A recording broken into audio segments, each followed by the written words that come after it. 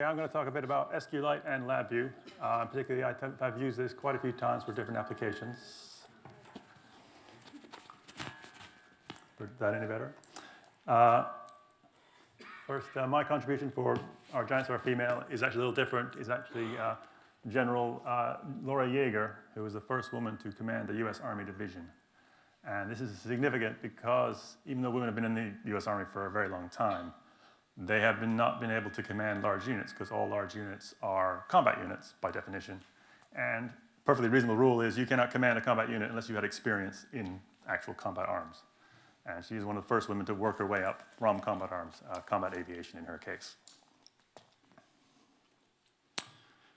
Okay, so first, can we turn on the microphone a bit?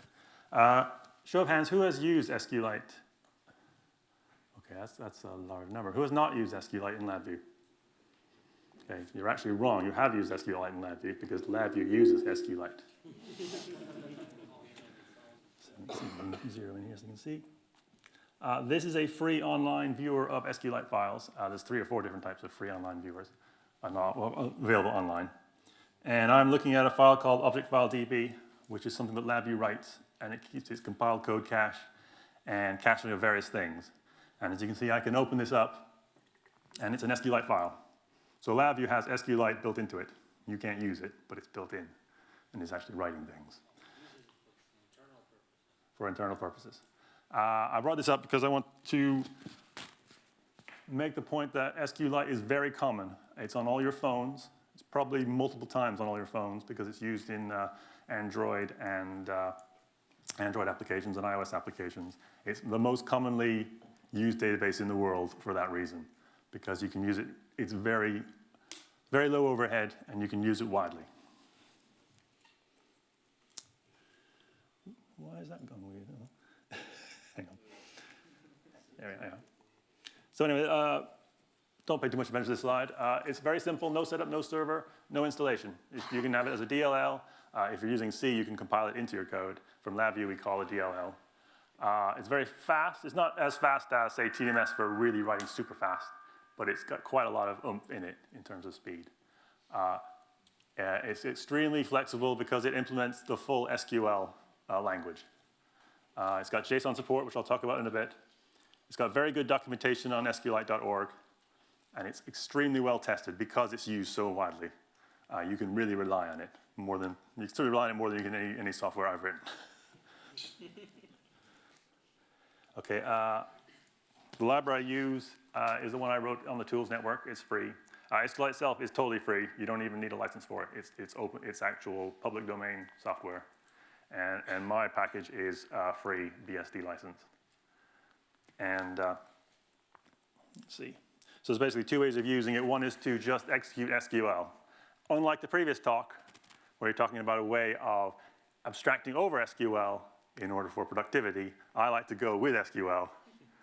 SQL is both annoying and very powerful. So if you go with it, you do actually gain something for the annoyance. So that there is just executing a big, long script, which is creating a database from scratch. So I'm creating all the tables. I'm creating triggers. I'm creating indexes if I need them.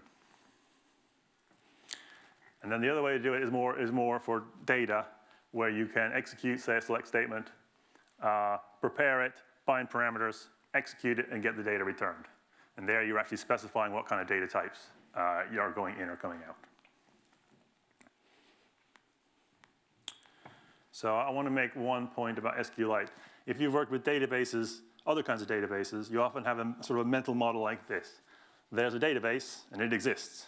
And there's an administrator who has defined the tables. And you've got to interface to those tables, where the tool would come in very handy for that. And your little application is dependent. It's got to match and join into that pre-existing database schema.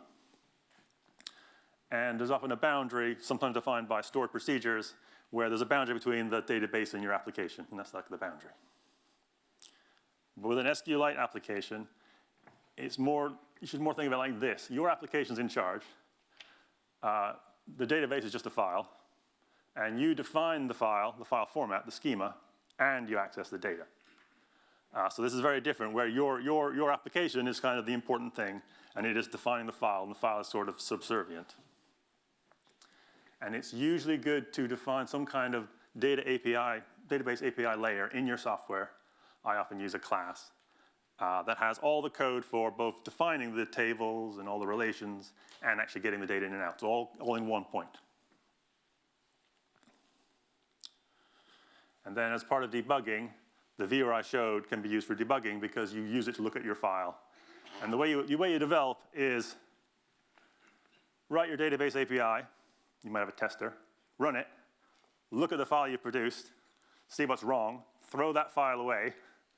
Run it again and create database after database after database with little changes. Because you're not adapting to a database. You are actually, you create it, create it fresh every time. And so that's the way you go through and actually build your database bit by bit, sort of through an exploration. You try something, change something, build a database, look at it, throw it away.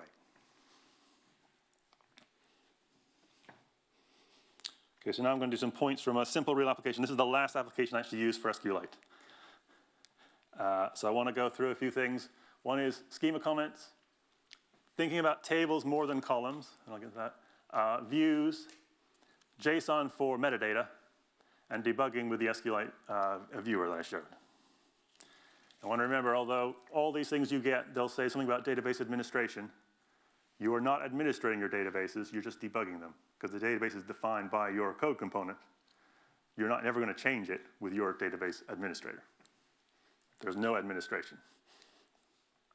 So what I'm going to show is a client that is making virtual reality glasses, or they're making the components that go in the glass of the virtual reality glasses, or augmented reality glasses. And so they need to test, basically putting in light test patterns. The way it works is, by your ear is a tiny little miniaturized projector that shines in the side. It comes through something called a waveguide that projects the exact image in front of your eye. And they have to test it by putting in test patterns through one side and using a camera on the next to make sure that you get good resolution and so on. And I like to make the joke that I'm hoping, this is from their website, I'm hoping it's not just for looking at Twitter secretly.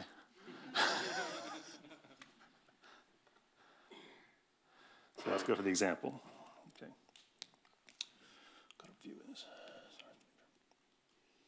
So again, so the client who had me do it, they actually start to do it themselves using SQLite, and they brought me in to do it a little better. This was the original database format that they did. I don't know if you can see that. So it's a single table, lots of columns. It's basically a tabulated file in a database. And then what I did, which was developed in less than a day as far as the schema, is this. And one thing I would point out is the comments. You could read this with a viewer, never see my code, and you can understand what the data is in this database. Because it's got comments. It's saying what all the columns are, it's saying what the tables are for.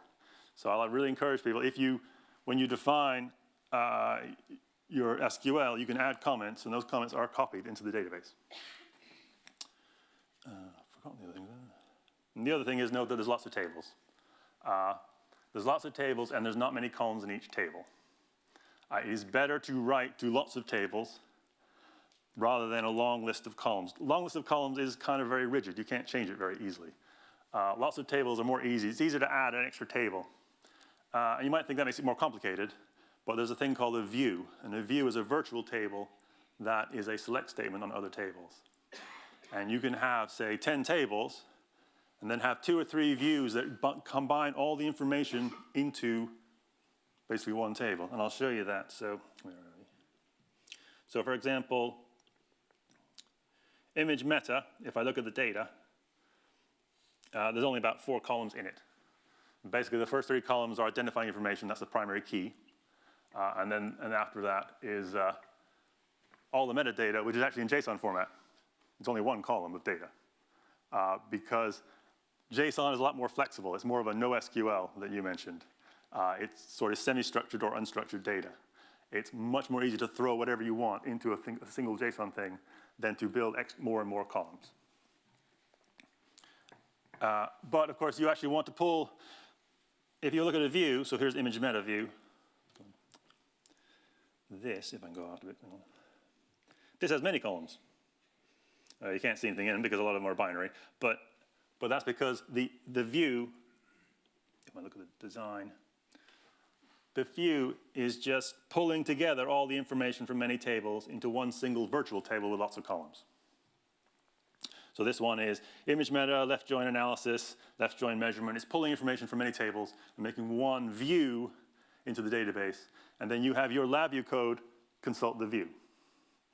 And that makes your LabVIEW code much simpler because you don't have to do any joins or anything in your LabVIEW code. It's just get from big old view the information I need.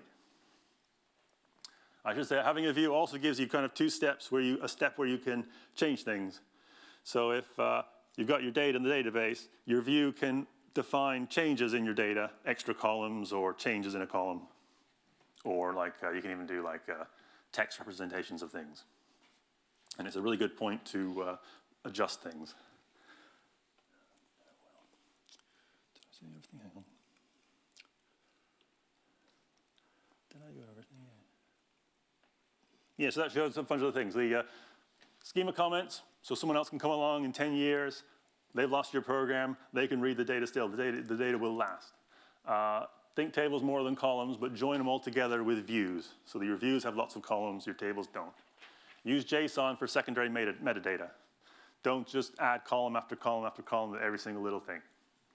And debug with a viewing program like the one I showed. So JSON. So I showed the JSON there. JSON is kind of a NoSQL way. It's a much more less rigid way of storing data. It's kind of free form. You can change the format. Different entries can have a totally different format. It's very easy to add metadata or subtract it even, or delete it. Much easier than with columns. Is it searchable? Next line. It is searchable. Now, it won't be as fast searchable, but the JSON implementation, SQLite, it provides a bunch of functions for searching stuff. It's extremely fast. They quote something like 300 megabytes per second or something, or faster than that. You can also index it. You can define an index on an expression in SQLite and say the index can be on something found in the JSON. So then you get really, really fast searching. Of course, you don't define indexes for everything. You just define for key things. Yeah, so it's very fast parsing. And you can combine it with JSON packages like my JSON text on the LabVIEW side to really increase flexibility. So the metadata is often just, here's a cluster and some stuff, throw it into a JSON object, throw it in the database. Very easy to add things that way. All right, I'm going to do a simple JSON text example. Let's see. This screen is very high resolution. So all this example is, I'm looking up people by their age, different ages. And all that is, oops.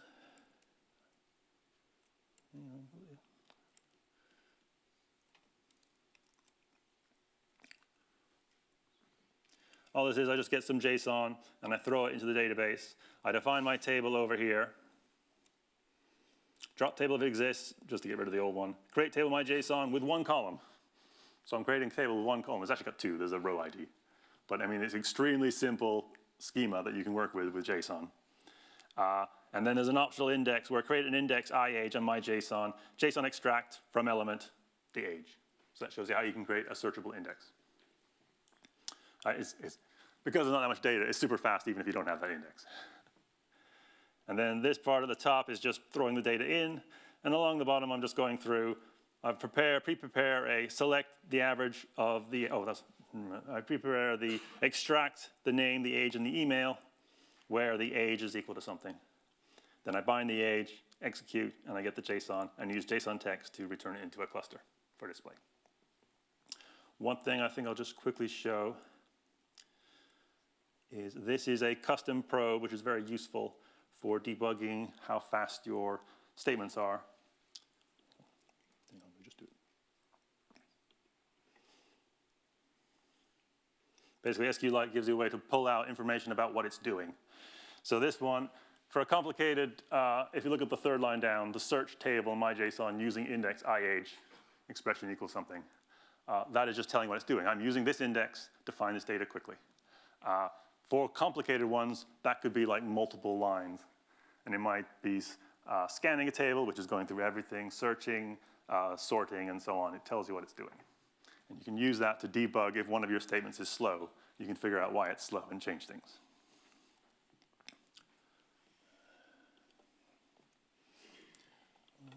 Simple example? No, more complex example.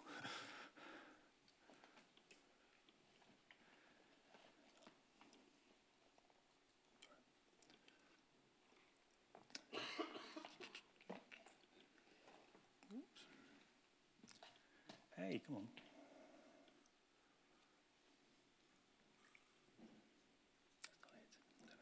Sorry.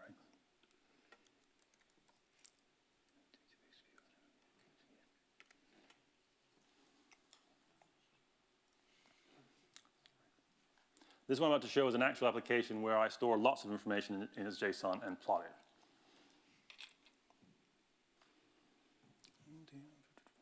I've got to figure which one it is.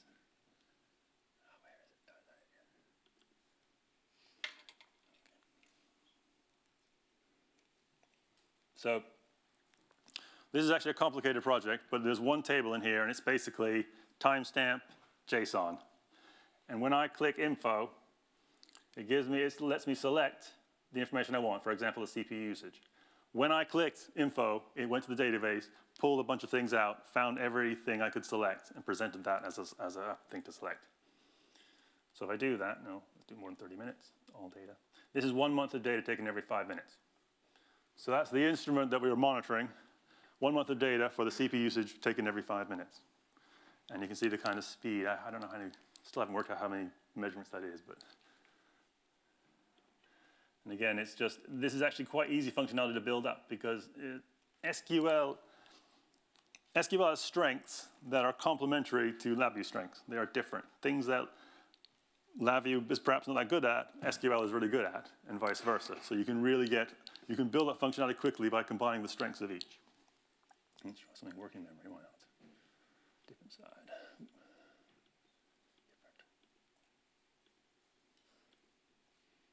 Right, so you can see there's a working memory and the CPU usage plotted over a month.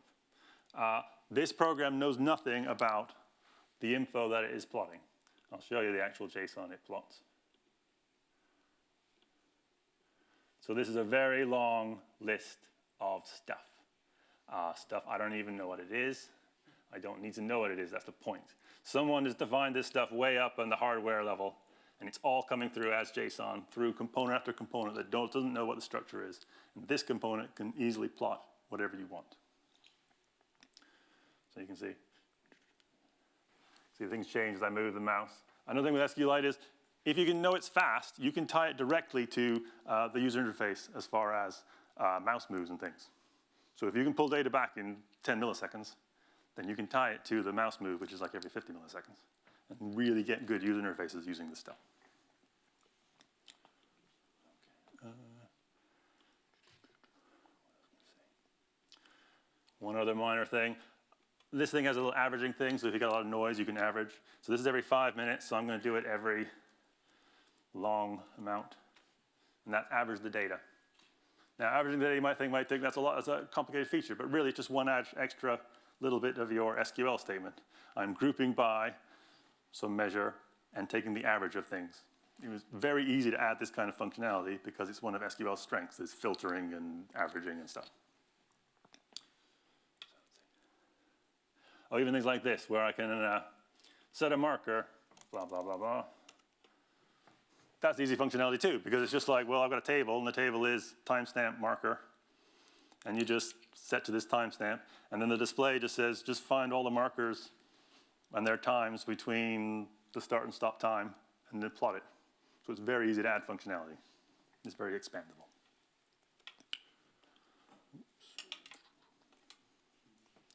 Okay, now a little about application design. I was going to show complicated applications, but I figured in a talk you get lost really quickly if you try and talk about complicated applications. So I'm going to talk just a little bit about the theory. So this is the kind of application design you might think of. Does this make sense? You have data collection. You kind of build it up in memory. You've got your data in memory. And then you got to display that data, and also you're going to save it to a file. That's a pretty standard application. But that's not what you want to do with SQLite. With SQLite, you really want to get it in the database as quickly as possible. So your data collection should be writing to the database as quickly as possible, and then your display should display from the database. It's kind of a model view controller kind of view. And the way you would develop it, I actually don't develop any display in the main application. I always develop it as a separate utility first. And then I make a copy of it and pull it into the main application to be the user interface in the main application. So you end up with a main application that's taking data and saving it, and also displaying it for the user as the data come in. And then you just already have a free offline viewer utility, which can look at the data offline. And as I said, yeah, this is kind of a controller model view controller kind of thing.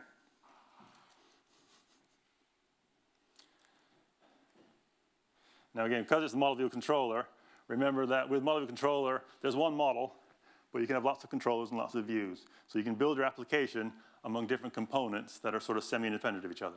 So you can have one view of the data that plots something, a different view that allows you to configure something else, and you can add them all together. It's very flexible.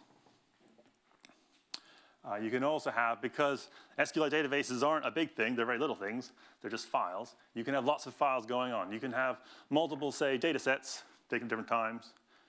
You could load them all at the same time, do combined analysis on everything.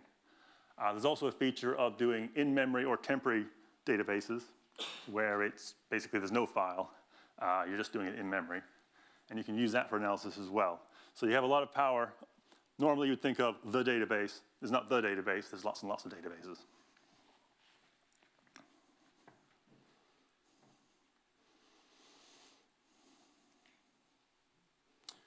Okay, so this is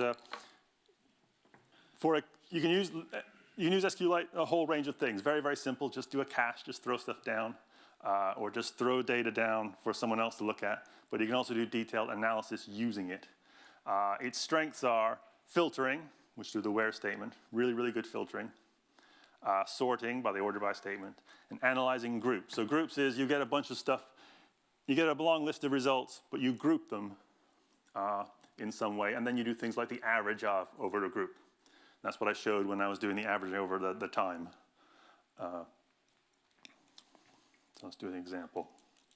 Let's see. This example failed to work when I was demoed this code at CSlug recently. So we'll see if it works.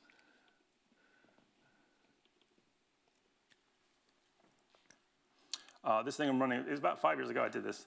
It's a sonic inspection system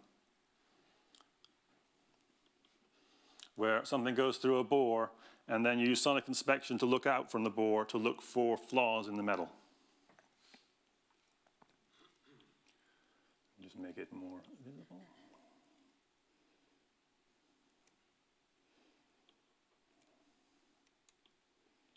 Let's just find something. I like this data set because it's got an actual flaw in it. It's not random. So this here is a long crack inside the large piece of metal that we're looking at. And this is on inspection and produces echoes. And the echoes are all the dots. Can you see the little dots? Make them bigger.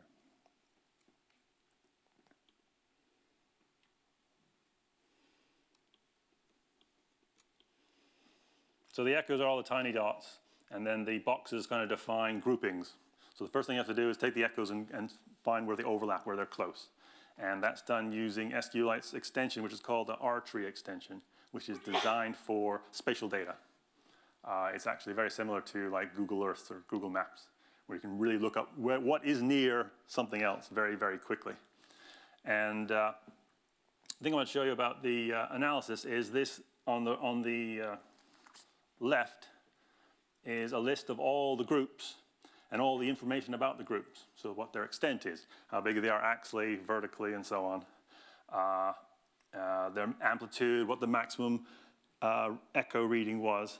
All that information is brought out by a complicated analysis SQL, because you can say group by the group, find the minimum extent and the maximum extent and this and that, and find the maximum value and so on.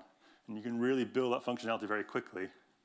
If you had to do that in LabVIEW, it would take a long time. It's very error prone. Doing SQL is much quicker.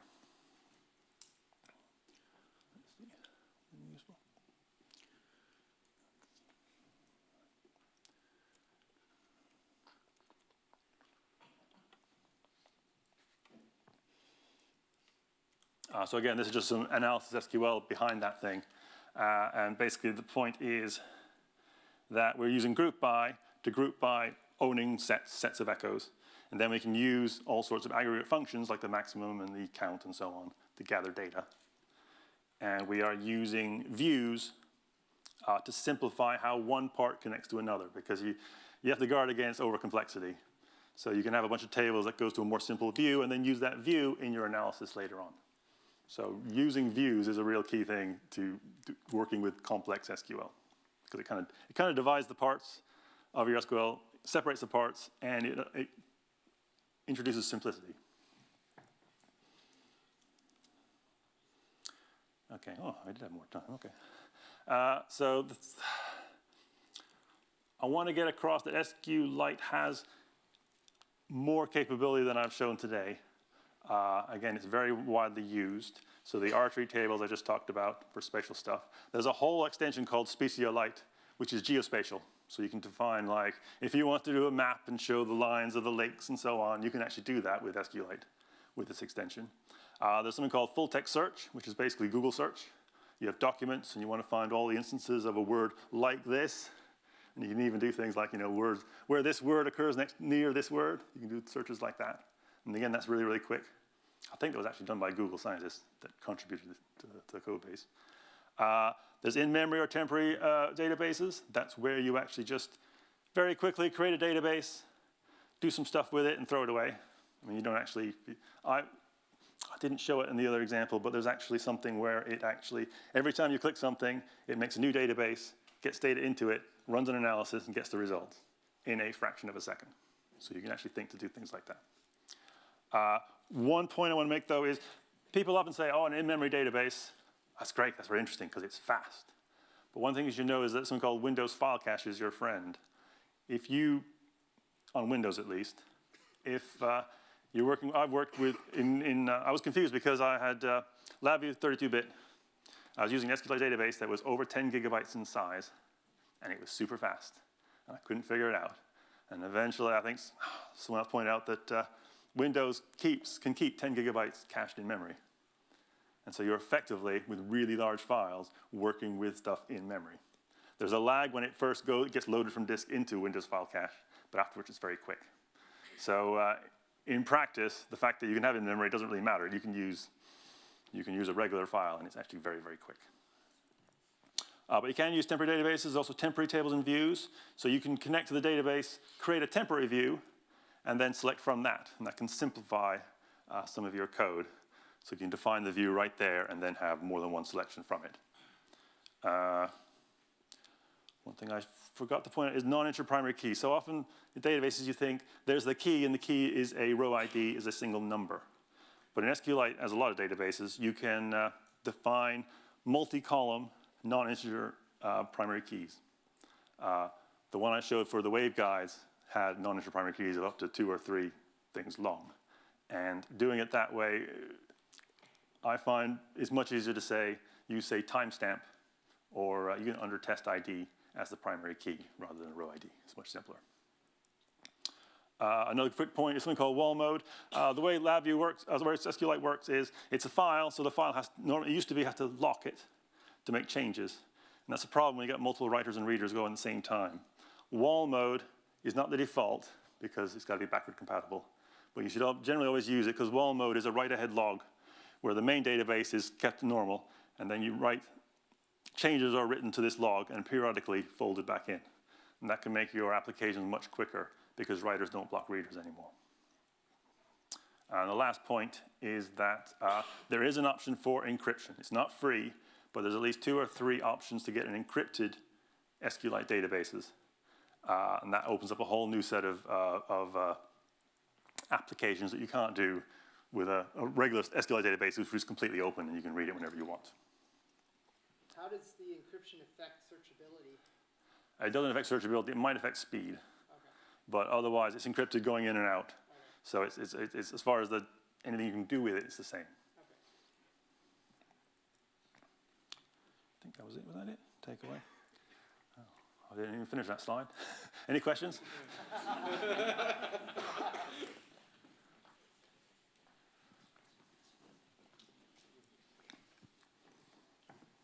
So OLTP versus OLAP systems, you know what I'm talking about? Sorry, say again. OLTP, online transaction processing versus online analytical processing. People find out that for relatively large or even not that large sets of data, basically you need different schemas for them.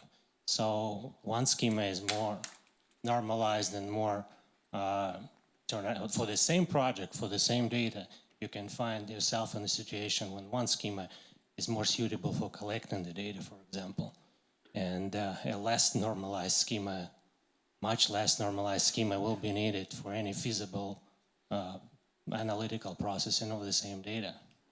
So you may not be able to get away with just views because it will be just too slow. Did you run into such situations? What I have run into is sometimes you have to analyze a lot of data and you need to do some kind of temporary table or some kind of pre-analyzed table. So in SQLite you can say, select this stuff with analysis and then create this new table with it and then do more analysis from that step. So you can create temporary tables that hold one step. Right, which you would do there. You would have your primary tables, and then you right. generate your secondary tables, which you can throw away and regenerate. Fine, but for example, you have some system online testing whatever products, right, that adds records, whatever, many thousands of them a day. On the other hand, you need some summary reports for the management, which have to run on the same data.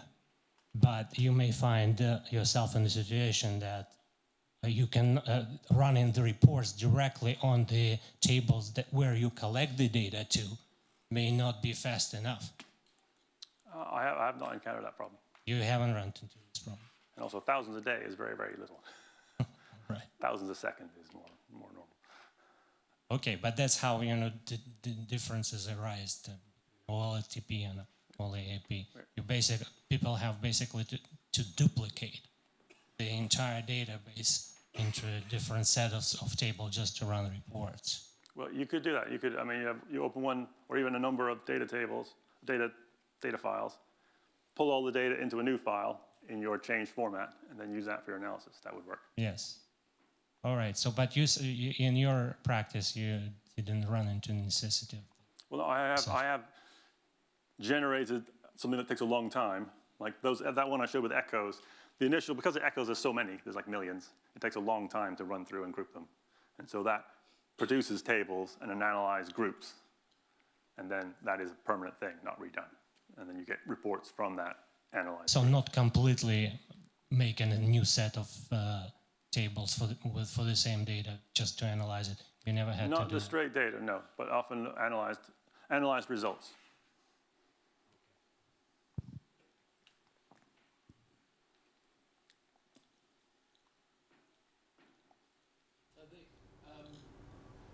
I missed that JSON is a particular column definition type. Actually, no. SQLite, for simplicity, is just text. And they provide really, really fast parsing functions. Oh, okay. So you're not. So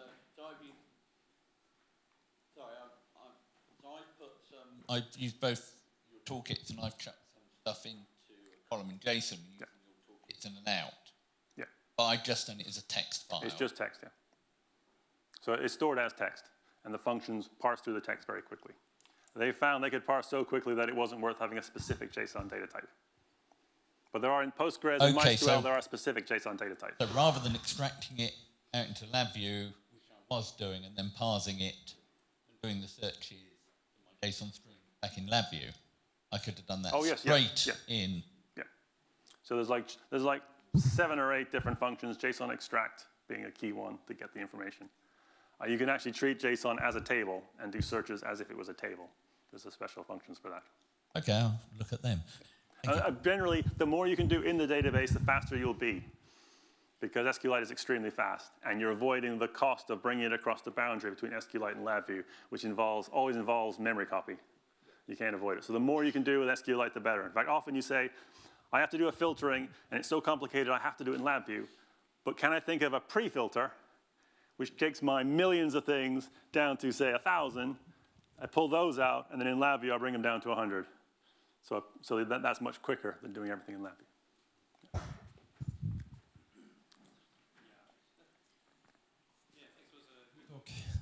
Can you hear me? Yeah. Just wondering, have you tried running SQLite on Farlabs? Farlabs, no, it's run on Linux real time. Yeah. What you need to do, you need the compiled DLL. So in Linux, there's a way to install OPKG SQLite. Yeah, no, it was and it more installs it, thinking it was and specifically this for- package will find that and work with it. And there are a number of people who've used SQLite on real-time Linux, but I don't know about Farlab.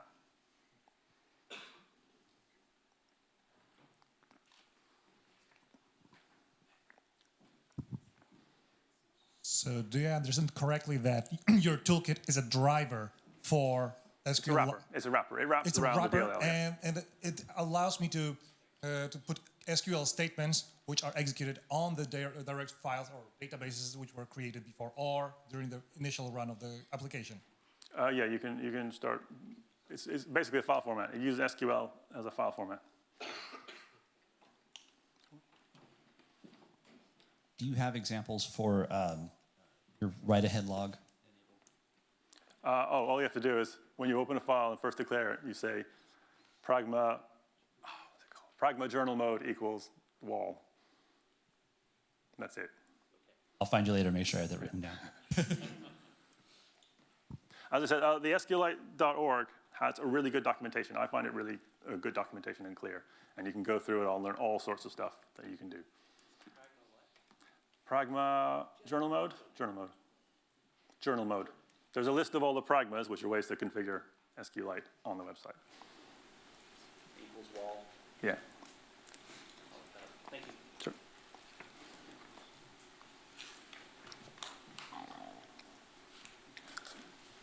Do you have to be pretty good at SQL to get most out of that? Or have you got some nice friendly LabVIEW graphics flavor as well? No. So I have a different way of doing it. One is that SQL is really powerful. It's worth the investment to learn it. So rather than have VIs that create table, whatever, I just write the SQL. Because SQLite, often you're doing a much more focused problem and you're in control. You don't have masses and masses of columns you have to go through and deal with. That it does work. And I think it's worth it, at least in that case. If I was talking to some massive database with 300 columns, I don't want to do that by hand. But as I said, my tables are actually quite small. Yeah, yours is more like for like I say like the SQLite. So, hello. Yeah, the SQLite stuff is more for like fast data. So I'd use it for like real time, fast data storage. Whereas mine is more like talking to a system. Yeah, you're in this mode. You've got a pre-existing thing, and you've got to serve it. You've got to adapt to it.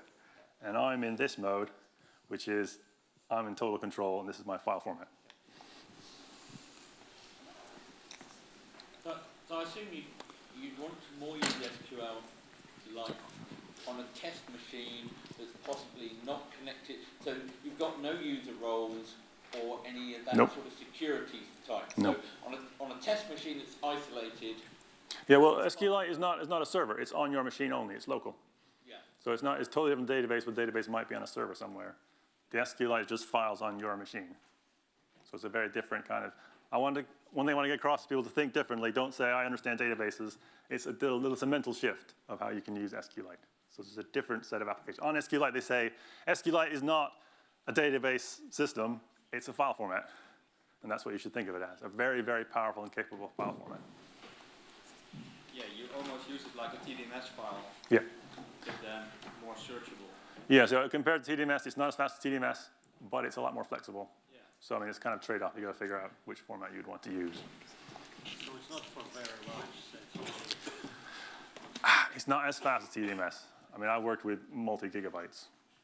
So I have a test database, which is 10 gigabytes. Single file, 10 gigabytes.